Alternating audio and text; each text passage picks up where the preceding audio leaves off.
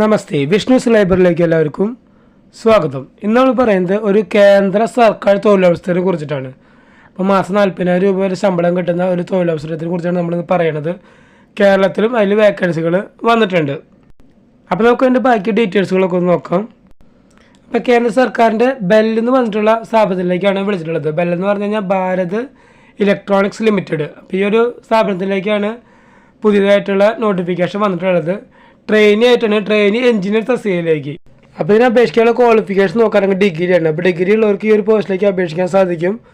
മൊത്തം 47 ഒഴിവുകളാണ്. അപ്പോൾ അതിൽ കേരളത്തിലും ഒഴിവുകൾ വന്നിട്ടുണ്ട്. ഇത് നമ്മൾ അപേക്ഷിക്കേണ്ടത് ഓൺലൈനായിട്ടാണ്. അതിനവർ ലാസ്റ്റ് ഡേറ്റ് വെച്ചിട്ടുള്ളത് മാർച്ച് മാസം 7-ാം തീയതിയാണ്. അതായത് അടുത്ത മാസം 7-ാം തീയതി വരെ നമുക്കിത് ഓൺലൈനായിട്ട് അപേക്ഷിക്കാൻ സാധിക്കുള്ളൂ.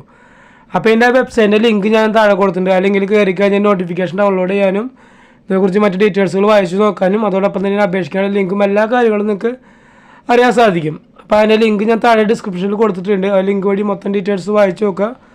അതിനുശേഷം ഈ ഒരു പോസ്റ്റിലേക്ക് അപേക്ഷിക്കുക. കിട്ടിക്കഴിഞ്ഞാൽ കേന്ദ്ര സർക്കാർ ജോലിയാണ് നിങ്ങൾക്ക് കിട്ടാൻ പോണത്.